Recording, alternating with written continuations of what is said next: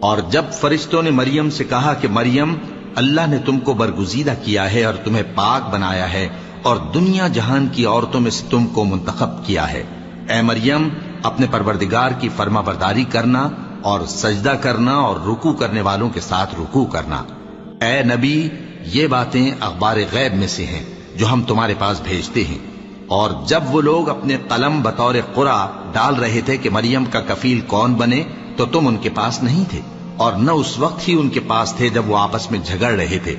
وہ وقت بھی یاد کرنے کے لائق ہے جب فرشتوں نے مریم سے کہا کہ مریم، اللہ تم کو اپنی طرف سے ایک کلمے کی بشارت دیتا ہے جس کا نام مسیح اور مشہور عیسیٰ ابن مریم ہوگا، اور جو دنیا اور آخرت میں آبرو مند اور مقربین میں سے ہوگا، اور ماں کی گود میں اور بڑی عمر کا ہو کر دونوں حالتوں میں لوگوں سے یکساں گفتگو کرے گا اور نیکوکاروں میں ہوگا۔